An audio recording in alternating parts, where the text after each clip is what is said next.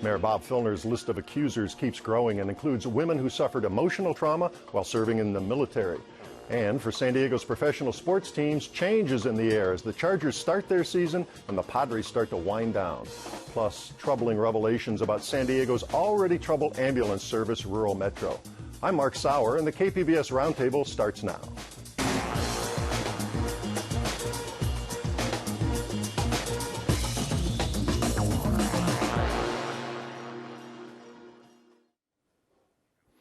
Hello, it's Friday, August 9th. I'm Mark Sauer. Joining me at the Roundtable today are KPBS Metro reporter Sandhya Dirks, sports writer and longtime KPBS contributor Jay Paris, and reporter Joshua Emerson Smith of San Diego's City Beat. Mayor Bob Filner may be away undergoing psychological treatment for his behavior problems, but he still dominated the news this week. More women came forward, notably veterans who'd been sexually assaulted in the military, with stories of his unwanted sexual advances at various public events. And the recall effort bulked up by adding professional staff this week.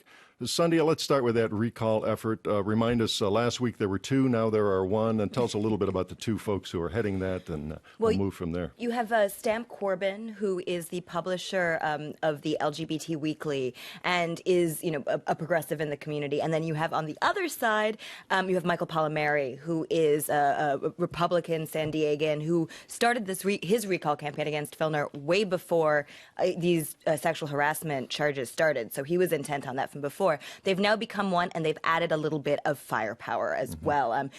People were feeling like they were a bit just disjointed before, that they were sort of all over the place. The press conferences were a little bit absurd, but all of a sudden we're actually seeing a more professional front. So what happened? They added some notable names here in the professional political consulting community. We have April Bowling, Jean Freelove, John Hoy, Rachel Lang, all names very well known to sort of political insiders. And even the communications director, Rachel Lang, actually just left her job working with the communications firm that was doing Mayor Filner's sort of publicity, and she worked on his campaign. So you very much have this still side-swapping and strange bedfellows thing that has been sort of a theme of this entire debacle. Trading the blue uniform for the gray uniform. So the signature gathering, which is tell us again, that's going to be an onerous task for this recall. It's more than 100,000 signatures. And, they say it's over 100,000, but you're going to need even more than that because you get false signatures, you get people putting down Donald Duck, whatever. They're not valid, yeah. And so think of it this way. The number of voters that they need, it's 15% of San Diego's registered voters have to put down their John Hancock in order for this recall to go forward. Coming out of a presidential election year. So coming out of a presidential election year, which kind of raises the number even more. So it's onerous, and they only have 39 days to do it. So it's definitely a difficult task. It's an uphill battle, but it looks a little bit stronger this week than it did last week because you do have a more orchestrated, coordinated campaign going forward. Now, Jay, as we'll get to in a bit here, the Chargers had their first preseason game last night, and I understand the recall folks had a presence out there, and they were at least saying, "Here we are. Here's our website." Yeah, there were some people with signs out there. There were some people that giving people the heads up that here's what's coming, and it just seems like the news on this is a snowball that keeps going. And in my one example, I have a son at the University of Melbourne down in Australia. And when they ask him where he's from, he says, USA. They look interested. He says California. If they're really interested, he says San Diego. He said San Diego the other day, and they go, "Oh, that's the city where that mayor's in all that trouble." So on the other side of the world, Bob Filner's in a pub in Melbourne somewhere. They're talking about Bob Filner's troubles. Wow. Well, that's a nice enough segue here to international interest in Bob Filner and more national interest. Barbara Boxer, the senator from California, had already asked for Filner's resignation, but she sent him a formal letter today here. And just because this is news this morning, I'll give you a little bit of this. Bob, you must resign because you've betrayed the trust of the women you have victimized, the San Diegans you represent, the people you've worked with throughout your decades in public life. ratcheting up the pressure again and again. But even though they were in force out there at that Charger game, they can't really collect signatures for this recall yet. Nope, that signature gathering begins August 18th. So until, that's sort of when the clock starts. But until then, they're still in the formulating process of this entire thing. But starting August 18th, expect to not go to the grocery store without having a recall campaigner, ask for your signature. And we had talked early on this program. It might take some significant money behind them to hire some professional signature gatherers. Any evidence of who might be writing checks and supporting this? Not exactly yet. We'll keep looking into that, but there's definitely a lot of people with some deep pockets who, on both sides of the aisle, who are invested in changing the situation in San Diego, and they will put some money in there. But it is expensive, and it's really, really difficult to do. So it's not one of those things that's a surefire thing. Yes, it is in the news from here to Timbuktu, but it still is an uphill battle. But I think one of the things that you said that was most interesting is just the list of names that you rattled off. I mean, there's some serious firepower there. I mean, I've only been in town for a few months, but everyone knows these people. Yes. And so, that says something. Yeah, it does, especially since, as we noted, it was a little shaky just a week ago today, that first press conference with who these folks were. Well, let's shift now to the more revelations this week. And this involved basically women veterans in the military who had themselves been subjected to horrible rape and sexual assault, terrible situations, suffering PTSD, some of them in counseling for years. Tell us, first of all, Gloria Allred, the attorney who'd come out with the only lawsuit so far with the city employee, Irene McCormick Jackson. She had a Marine veteran by her side, did she not? And another woman who was an advocate for her, a nurse. Tell us about that. Well, I mean, so this week started off, as so many weeks in the past month have, with yet another press conference with someone coming forward to talk about San Diego's mayor. And in this case, it was a former Marine who had been wounded. She had a traumatic brain injury, and her nurse. And the story was that her nurse had, approached Filner when he was in Congress to get some help to get her rating changed. And the rating that a wounded veteran gets determines how much pay that they are eligible for. So she felt she wasn't getting enough. She had wanted to, get a meeting with somebody. Filner is, of course, as we know, been an advocate for veterans and knows a lot of people in the community, wields a significant amount of power and influence. He said, look, if it doesn't happen, come back to me. So when he was mayor, they went back to him. They had a meeting with, there were many people in the room, but then, as we've heard before, this modus operandi, he asks to meet with her alone. The other folks leave. Yeah. The other folks leave, and Michelle Taylor, the woman, Tyler rather, I'm sorry, when he meets with Michelle Tyler alone, he once again says, "I love you," the whole spiel, and then he says, I'm going to help your friend. I'm going to help your friend. But spend some personal time with me. So now, go out on a date with me. So there's a quid pro quo there. Yeah, that's the question there. That's getting close to that. Now let's move quickly to the other military folks this week. This was an organization of military women who were going to give Filner an award, have him speaker at their gala, but then something happened to change that. A Lifetime Achievement Award. He was going to be the keynote speaker at their August event. And this is an organization that represents women who have been sexually assaulted and raped in the military, which, as we know, is something that has been reported on as coming out more and more and more. And he, once these things started coming out, they started actually checking with women in their organization, and they found a handful of stories where women felt that he had been inappropriate. And this wasn't necessarily sexual harassment. The woman that I talked to, Eldana Fernandez, said, look, it isn't news when a guy asks you out.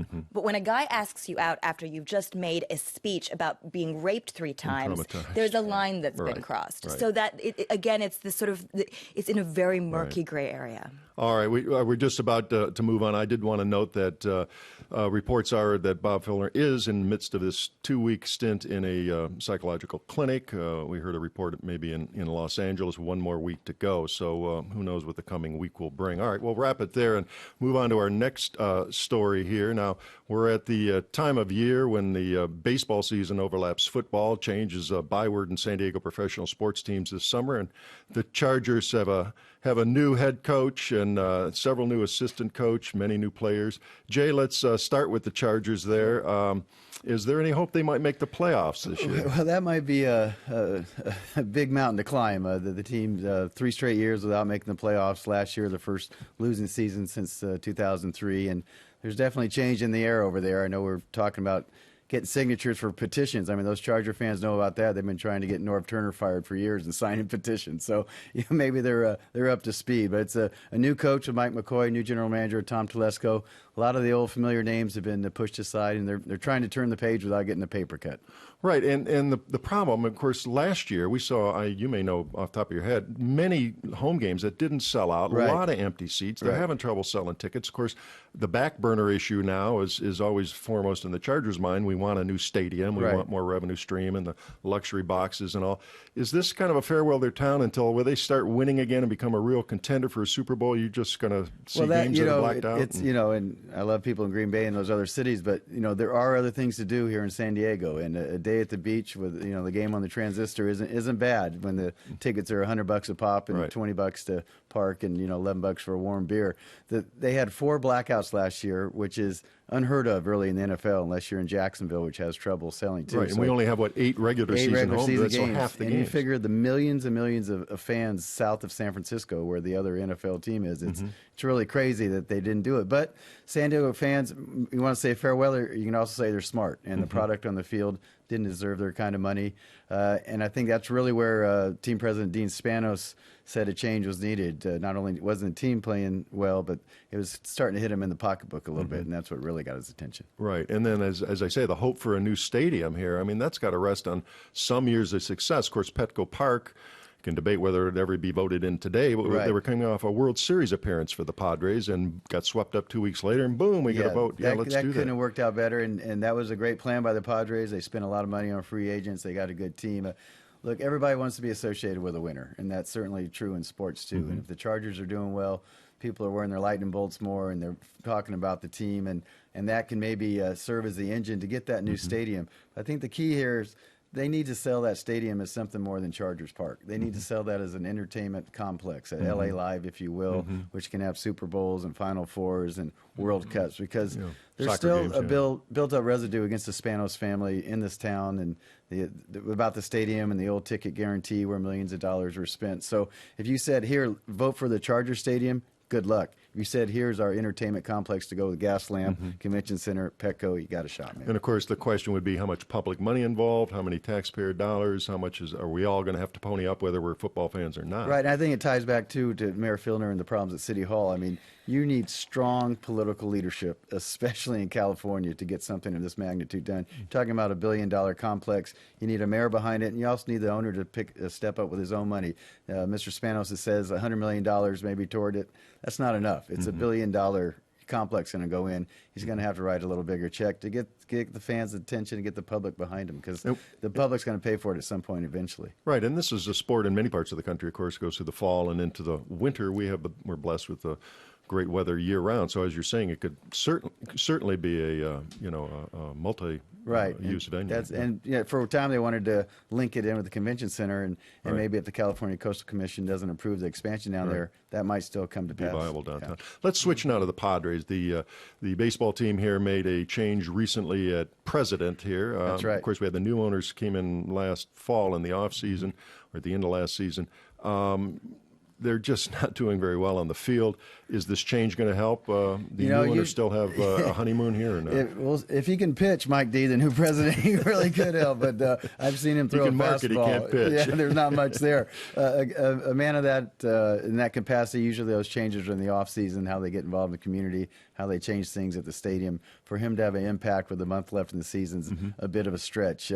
And while the Padres aren't doing that great, this is about where people thought they'd be. I mean, going in with a $70 million payroll with a lot of young kids. I mean, this was a year where you couldn't say it, but they're really pointing to 2014 and beyond. $70 million being very low by baseball standards. By baseball standards, up the road here, $200 million with the Dodgers. So, sometimes you get what you pay for, sometimes you don't. All right, let me ask our two newcomers to town here. Right. Both these reporters are fairly new to San Diego, and I have no idea whether you're big baseball fans or not. But just as an experience, have you gone to Petco Park? Would you go to Petco Park just to check it out and see what the scene I is like? have not been yet. Okay. No. And you've only been I in town wouldn't a rule short it out, time. though. Yeah, just to, I mean, you would think just to check out the experience, Sunday. I went to Petco Park, and I was at the Chargers game last night. So now I've done both. So I feel like I'm really You're practically a season ticket diving in holder. with a. Yeah. So, what about the park itself as an experience? I think Petco's lovely. Yeah, it's I mean, it beautiful. really. I mean, that feeling of being right downtown and the openness of it. It's really It's a lovely experience. I mean, the game was Yeah. not that That's right. thrilling, Yeah. but Right. the park was awesome. And that's part of what they're selling down there is the ballpark experience. And, Right. and you don't have a team, that's what you do. That's what you got to sell. Now we had some bad news, some sad news. Part of the national doping scandal, baseball's latest. Tell Right. us about the Padres' promising young shortstop and what happened to him. Everett Cabrera, their lone all-star, was suspended 50 games for using performance-enhancing drugs, PED, and it was another blow, kind of a black cloud that the Padres can't seem to shake. You know, their catcher Yasmani Grandal, he was suspended last year, going into this year as well. They don't have a lot of depth. They don't have a lot of stars, and for really their best player to go down, that hurt. And he was very apologetic, but he's still going to have to do the time. Right. So that's unfortunate, but again, it doesn't affect folks in terms of some of the other teams. The Tigers, for example, are in first place. They lost a starting shortstop. Right. Texas Rangers in a similar boat. It's not going to affect the Padres' fortunes I wouldn't this think year. so, and I'm sure Everett will be back next year. You know, he's really one of the guys they're trying to build around down there. They were just sorry his best year was interrupted. Okay. All right. Well, we're going to wrap it up there and turn to another topic that was in the news, also involving the city. Rural Metro is an Arizona-based company, and it provides the city of San Diego's ambulance services. On Monday, it declared Chapter 11 bankruptcy. But before that filing, San Diego City Beat had been investigating Rural Metro's emergency call response times and found some disturbing trends. So, Joshua, you started this story, your story, with the Ramon Salas. Tell us about that situation and that family. Tell us about Ramon. Yeah, well, he called 911 for his mother, his 92-year-old mother, and they waited and they waited, and Rural Metro took over half an hour to get there. Now, they're supposed to be there within 12 minutes, and under the contract, they're supposed to do that 90% of the time or face fines. In this situation, they were not only were they later than 12 minutes, but they were later than 24 minutes. Wow. Another benchmark. Let's back up for a second. Okay. What was wrong with this 92-year-old patient? She had passed out, and Ramon came home to find his mother passed out in the living room, tried to wake her, was even to the point of yelling at her. So moments can be critical in maybe a cardiac situation. And actually, this is not the first time that this had happened. So they were concerned that this actually might be, might be really unfortunate. Yeah. And so they called 911 after trying to revive her for several minutes and weren't able to. And how long did it take now for the Rural Metro ambulance to get there? Well, the fire department, as you probably know, has to get there first. Right. They're the first responders on the scene. They're supposed to be there in about 7.5 minutes, and they did get there, and they were able to contact the ambulance that was on its way to the scene. But unfortunately, they were coming from Chula Vista, and they were stuck in traffic.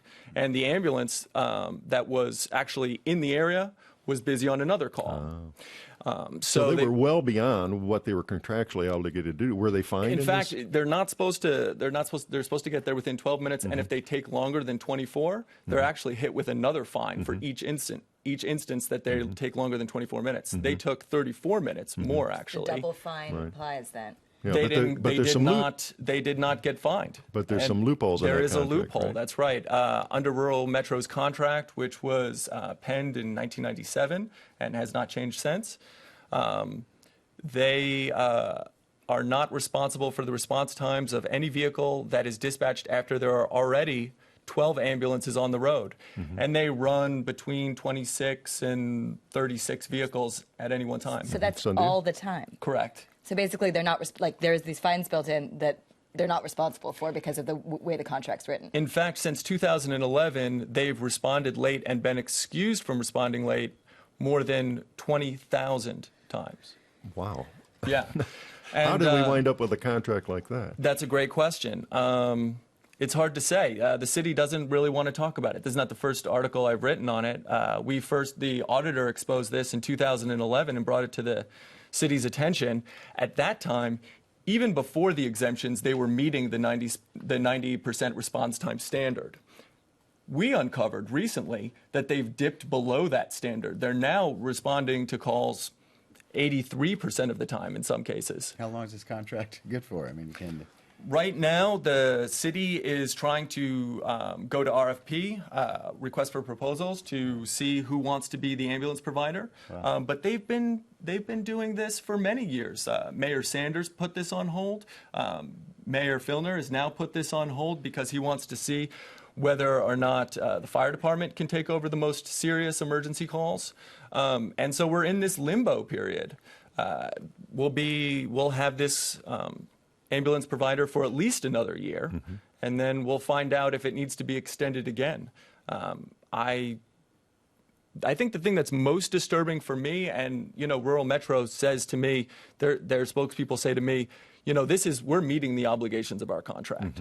And I have to say, that's true. They are meeting the obligations of their contract. The letter of the contract. Where is the city? Why is the city not making a bigger deal out of that? And that's disturbing. It's disturbing because when I first wrote the piece in 2000 on the 2011 auditor's report, the city didn't want to talk. They didn't want to talk about this. Well, who in the city specifically is overseeing this? Where's the oversight specifically? Well, I think it falls with the mayor at the end. I really think it comes down to him, especially since he put the RFP on hold. The city had actually done the work, had drawn up the contract, and we could have, it's all ready to go. We can put this out to bid. But he wanted to put it on hold to see if the fire department could take over the emergency call service. Just not to make this always about Filner, but you both have in your stories talked about whether it's doing something with a new stadium or whether it's, fixing this obvious problem that's been known about for some time. Correct. In a very fundamental and death, sort of life and death city service. Both of these things are being, in a sense, sort of tangled up in this other mess because the city is really who's in charge, unable to function in a certain sense. I couldn't agree more. I mean, the laundry list of things that this city needs to deal with, the reports that we're waiting for, the analyses that, the mayor's office is promising us. I mean, where are these things? Everything's on hold. And how long would it take then if we put these requests for proposal out to actually get some bids in and get a different system and company going? I would say from my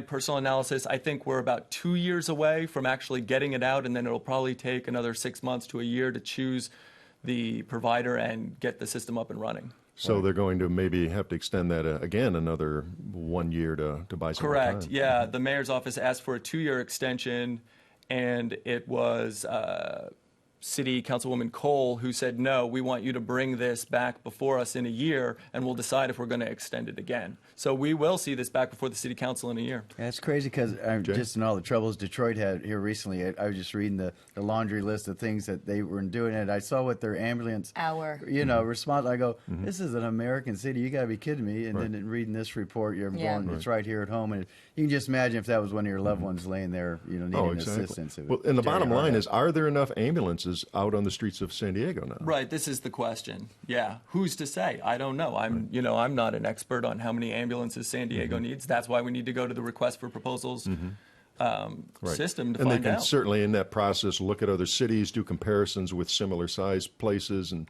similar climates, economic situation. The bankruptcy we mentioned at the top of the segment here, what impact might that have in service here? We don't know. We don't know. They also, Rural Metro also has a contract in Santa Clara County, and the San Jose Mercury News has been reporting on this. They've missed bond payments. It looks like they're stabilized at this point. Bankruptcy doesn't mean dissolution, doesn't mean they're going away.